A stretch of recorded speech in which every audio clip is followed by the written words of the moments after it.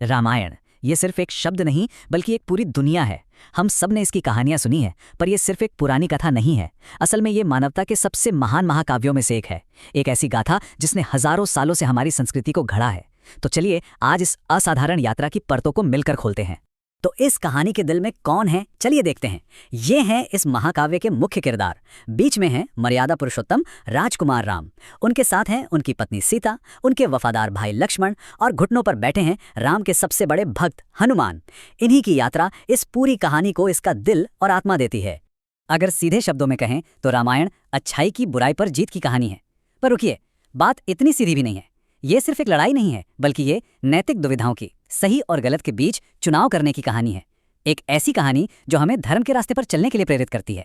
तो चलिए कहानी के पन्नों को पलटते हैं और पहुंचते हैं सरयू नदी के किनारे बसे भव्य शहर अयोध्या में। यहां राज करते थे राजा दशरथ, जिनके 4 गुणी पुत्र थे, और उन सब में सबसे बड़े और सबसे प्यारे थे राम। और राम वो सिर्फ एक राजकुमार नहीं थे, उन्हें तो भगवान विष्णु का ही अवतार माना जाता था। वो हमेशा सही काम करने यानी धर्म का पालन करने के लिए जाने जाते थे। अपने पिता के लिए तो वो प्राणों से भी बढ़कर थे। कल्पना कीजिए, पूरी अयोध्या जश्न में डूबी हुई है। क्यों? क्योंकि बूढ़े हो रहे राजा दशरथ ने एक बड़ा फैसला लिया है। उन्होंने अपने सबसे प्रिय बेटे राम को अपना उत्तराधिकारी बनाने का फैसला किया है। राज्याभिषेक की तैयारियां जोरों पर हैं। लेकिन जैसा कि अक्सर बड़ी कहानियों में होता है, खुशियों पर एक साया पड़ने वाला था। और ये साया आया एक दरबारी साजिश के रूप में। राजा दशरथ की सबसे छोटी रानी कैकेयी अपनी दासी मंथरा की बातों में आ गई, जिसने उनके मन में ईर्ष्या और असुरक्षा का जहर घोल दिया। कैकेयी ने राजा को सालों पहले दिए 2 वचन याद दिलाए और ऐसी 2 मांगें रखीं जिन्होंने अयोध्या का भविष्य हमेशा के लिए बदल दिया। उनकी पहली मांग थी सिंहासन मेरे बेटे भरत को मिले, और दूसरी राम को 14 साल के लिए जंगल भेज दिया जाए। और यहीं हमें राम के महान चरित्र की पहली झलक मिलती है। सोचिए, एक पल में राज सिंहासन और अगले ही पल वनवास। लेकिन राम ने अपने पिता के वचन का मान रखने के लिए बिना एक भी सवाल किए सब कुछ स्वीकार कर लिया। इतना ही नहीं, उनकी पत्नी सीता और भाई लक्ष्मण ने भी महल का हर सुख त्याग कर उनके साथ वन जाने का फैसला किया। अब तक तो कहानी अयोध्या की दीवारों के भीतर थी, पर अब कहानी में एंट्री होती है एक ऐसे विलन की जिसके अहंकार की कोई सीमा नहीं थी। लंका का शक्तिशाली राक्षस राजा रावण। देखिए, रावण को सिर्फ एक क्रूर राक्षस समझना बहुत बड़ी भूल होगी। वो बेहद शक्तिशाली तो था ही, पर साथ ही वो वेदों और शास्त्रों का बहुत बड़ा ज्ञाता भी था। कहते हैं कि उसके 10 सिर 4 वेदों और 6 शास्त्रों पर उसकी पकड़ को दिखाते थे, जो उसने कठोर तपस्या के बाद भगवान ब्रह्मा से वरदान में पाए थे। तो सीता का अपहरण हुआ कैसे?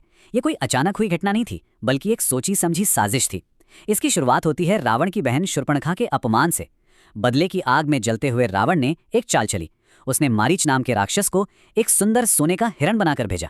सीता उसे देखकर मोहित हो गई, और जब राम और लक्ष्मण उसे पकड़ने दूर निकल गए, तभी रावण साधु का भेष बदल कर आया और सीता का अपहरण करके उन्हें लंका ले गया। जब राम और लक्ष्मण अपनी कुटिया में लौटे और सीता को वहां नहीं पाया, तो राम का दिल टूट गया। वो पूरी तरह से बिखर गए थे। लेकिन उनका दुख बहुत जल्द एक दृढ़ संकल्प में बदल गया। उन्होंने कसम खाई कि वो सीता को ढूंढने के लिए जमीन आसमान एक कर देंगे।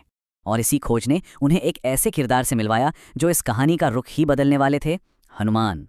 हनुमान उन्हें वानरों के निर्वासित राजा सुग्रीव के पास ले गए, जिनके पास वो सेना थी जिसकी राम को रावण का सामना करने के लिए जरूरत थी। और यहीं पर एक बहुत जरूरी समझौता होता है।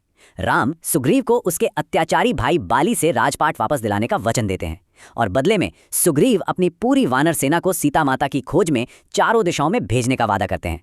ये एक ऐसा गठबंधन था जिसने पूरी मुहिम की दिशा ही बदल दी। अब जब ये विशाल सेना समुद्र पर लंका तक पहुंचने के लिए एक पुल बना रही थी, तो एक बहुत ही प्यारी और दिलचस्प घटना हुई। इस बड़े से काम में एक नन्ही सी गिलहरी भी अपनी पूरी ताकत से लगी हुई थी।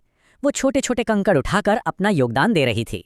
कुछ वानरों ने उसका मजाक उड़ाया कि भला तुम्हारे इन छोटे छोटे कंकड़ों से क्या होगा। तब राम आगे आए, और उन्होंने जो कहा वो इस पूरी कहानी के सबसे बड़े संदेशों में से एक है। उन्होंने कहा, कोई भी योगदान छोटा या बड़ा नहीं होता। जो चीज मायने रखती है वो है आपका इरादा और आपकी भक्ति। तो पुल तैयार है, सेना ने समुद्र पार कर लिया है, और अब लंका के द्वार पर धर्म और अधर्म की सेनाएं आमने सामने खड़ी हैं। अब समय आ गया है महायुद्ध का। जरा देखिए, एक तरफ थी राम की सेना, वानरों की सेना, जिनके दिलों में भक्ति और धर्म की आग थी, और दूसरी तरफ रावण की राक्षस सेना, जो अपनी जादुई ताकतों और घमंड में चूर थी। ये सिर्फ 2 सेनाओं का नहीं, बल्कि 2 विचारधाराओं का टकराव था। और फिर जो युद्ध शुरू हुआ वो दिनों तक चलता रहा। आसमान दिव्यास्त्रों से गूंज रहा था। रावण के एक से बढ़कर एक योद्धा जैसे विशालकाय कुंभकर्ण और मायावी इंद्रजीत एक एक करके परास्त हुए। ये एक ऐसा महाविनाशक संघर्ष था जहां अच्छाई और बुराई की ताकतें आखिरी बार टकरा रही थीं। और फिर आया वो आखिरी पल जब राम और रावण आमने सामने थे। राम ने भगवान ब्रह्मा द्वारा दिए गए सबसे शक्तिशाली अस्त्र ब्रह्मास्त्र का संधान किया, और बस एक ही शक्तिशाली प्रहार ने राक्षस राजा रावण का हमेशा के लिए अंत कर दिया और बुराई पर अच्छाई की अंतिम जीत हुई। रावण का अंत हो चुका था, अधर्म हार चुका था, युद्ध खत्म हुआ, राम ने सीता को छुड़ा लिया और अब 14 साल का लंबा वनवास भी खत्म होने को था। और जब 14 साल बाद राम, सीता और लक्ष्मण अयोध्या वापस लौटे तो वो नज़ारा देखने लायक था। उनके भाई भरत, जो इतने सालों से सिर्फ उनकी खड़ाओं को सिंहासन पर रखकर राज कर रहे थे, खुशी खुशी सिंहासन उन्हें सौंप देते हैं। राम का राज्याभिषेक हुआ और पूरी अयोध्या में उत्सव की लहर दौड़ गई। राम के राजा बनने के बाद जिस दौर की शुरुआत हुई उसे राम राज्य कहा गया। लेकिन ये सिर्फ एक नाम नहीं है, ये एक विचार है, एक आदर्श शासन का प्रतीक जहां हर नागरिक के लिए शांति, समृद्धि और न्याय हो। ये आज भी एक अच्छे शासन के लिए सबसे बड़ा मानक माना जाता है।